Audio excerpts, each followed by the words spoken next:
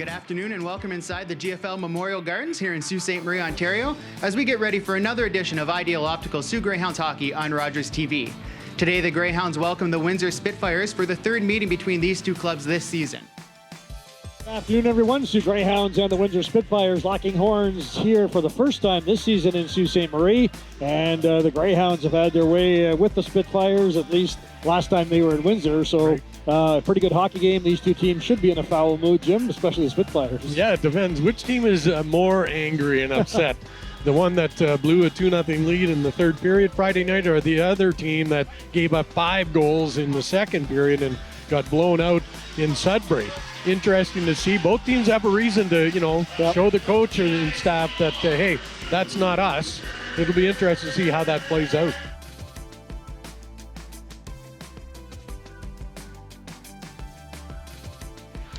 Into the zone now for the Spitfires is Woodall. Woodall throws it back out to the point to Eichler. Eichler lost it, and here's a break. Brady Martin going in all alone, goes to the forehand, he shoots and scores! Now they see it hit the top crossbar. Well, the red light went on. Martin had his stick in the air, but the referee waved it off, Jim, so... I'm wondering if the puck went in underneath Martin. Underneath Costanzo. Yeah. Martin was in all alone, so I think they're going to have a look at this one, but Greyhounds aren't putting up a heated argument by any means, but had us fooled. Thought it went in under the bar. Yeah, take a look at it. Yeah, I guess not. Just wondering where it is under there, but you may not be able to see it from the camera. Oh yeah, there it is. It hit the crossbar. And then Martin saying that it went in after Costanzo fell back. So here's a good look at it from the overhead. There it is off the post. And yeah. Not going to be able to probably overturn Where is that it? call. Yeah, where is exactly. it? Right.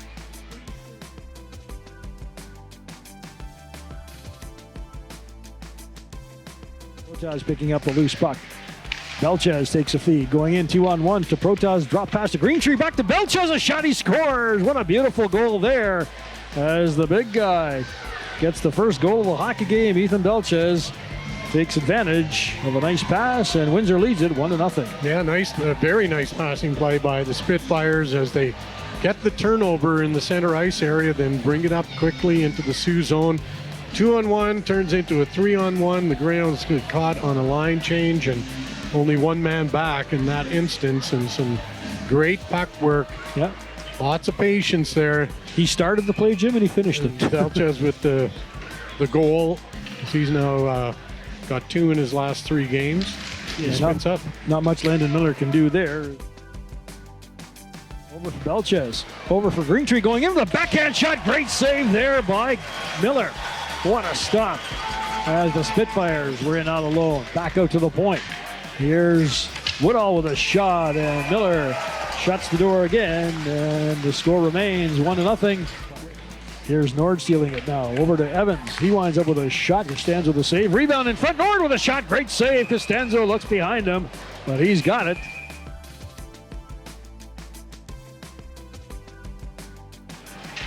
Puck redirected into Greyhound territory. Miller came out and missed it.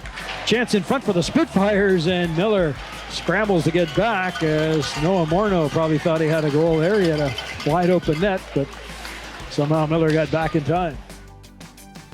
Now the Greyhounds turning it up a notch with pressure as the Spitfires can't get out of their own zone. Here's a pass in front. Nord with a shot. Great save, rebound, they score! Well, the Spitfires had a chance to clear it out. Greyhounds get on the board. We're tied at 1.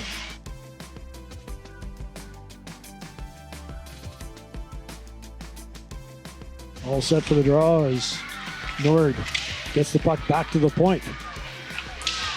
McConnell-Barker trying to get open, takes the feed, goes in with a shot, he scores! Brodie McConnell-Barker ends it, and the Greyhounds defeat the Spitfires 2-1 in overtime. Well, a great play along the boards for the Greyhounds to keep the puck in the zone.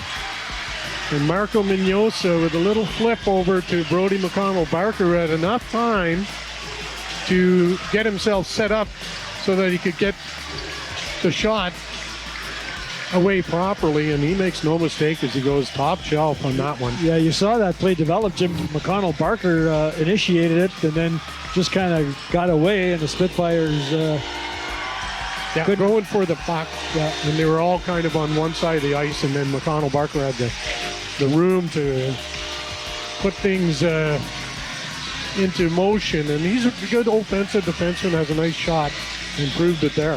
So the Greyhounds finish a 3-game homestand in impressive fashion as they pick up a big 2 points, defeating the Windsor Spitfires by a score of 2-1 in overtime. Winning goal scored at 3:44 of the extra period, courtesy of Brodie McConnell-Barker. Well, you mentioned after the last game that fatigue was setting in. Yeah. So the fact that it was the third period, you guys, I think in the third period in overtime, outshot them 22-6. So where did that come from? What was the message in the second intermission? I love this question. I think it came from yesterday, to be honest. We talked about there is no tired today. It's we got to learn how to play when we're fatigued, physically fatigued, mentally fatigued. And the guys bought into it, and it's nice when it works, right? And the coach looks like he has a clue what he's talking about. We started getting pucks in behind their D, working a tired team over there. So that's the change, just buy-in, I think. It takes time to, convince guys to do what you want them to do. It's not like the old days where you just tell them and they do it automatically. It takes time to get an identity and find out, what it is, what works. And we learned our lesson. Like, that's the big thing for me. We learned our lesson from the Flint game. You freshened them up yesterday too. You kept them off the ice yesterday. Kept them off the ice. Had a really good conversation about, mental toughness and what that looks like, and what kind of game you need to play when you're fatigued. And I didn't think we did it in the second period, so I was extremely concerned. But the third period was obviously more the way we would like it. Yeah.